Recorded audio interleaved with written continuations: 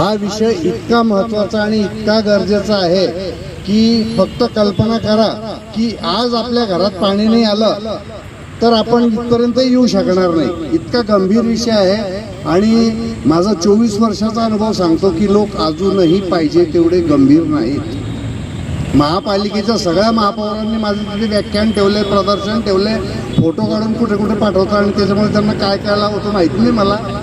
मी त्यांना म्हटलं तुमचा घरपट्टीवाला माणूस झोपडीत सुद्धा पोहोचतो तसा मला फक्त डाटा द्या की जळगाव शहरात बोरिंग किती, वॉटर हार्वेस्टिंग किती लोकांनी केलं आहे आणि किती लोकांना काय काय, मग पुढचं आमची टीम पाहून घेऊ. पण अजूनही तो गेलं फक्त किती 15-20 वर्ष झाले, अजून डाटा यायचा आहे.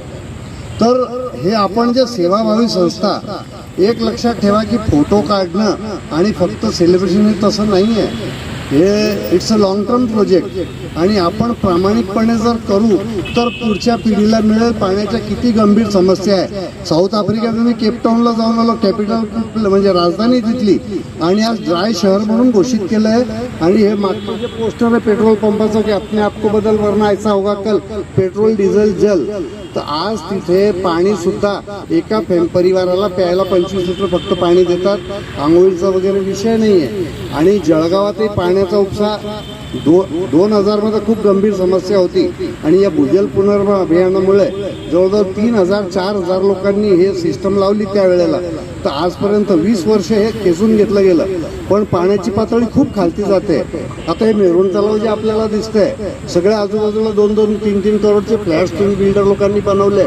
पण मी सांगतो 4-5 वर्षात तिथे असं की एक तालाब असं बोर्ड लावावं लागेल तिथे, कारण सगळेजण उपसायला सगळे तयार आहेत.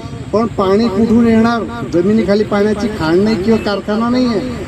हे हजारो वर्षापासून जे निसर्गाचं पाणी जमिनीत मुरलं जिरलं ते आलं. आणि म्हणून माझी इथे तुम्हाला सगळ्यांना करबद्ध विनंती आहे की आपल्या आयुष्यातला एक महत्त्वाचा हा सुद्धा प्रकल्प आहे.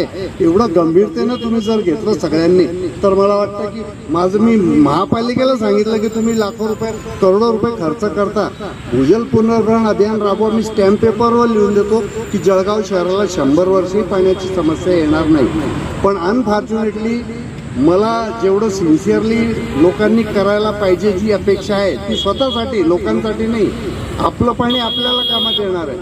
तर तुम्ही सगळ्यांनी आज आलात आणि ह्या विषयाची फक्त एक मुहूर्तमेढ दीपक भाऊ परदेशी खूप धडपड करताय, आपले अनिल भाई सगळे, त्यांनी सांगितलं मेरे को बोला उन्होंने क्रीडाई वाले, मतलब जितने लोग ज़्यादा जुड़ेंगे उतना ज़्यादा अभियान ये सबके सहयोग से, सबका साथ, सबका विश्वास, सबका विकास, असं आपल्या भूजल पुरवण्याच्या बाबतीत बोलतोय मी.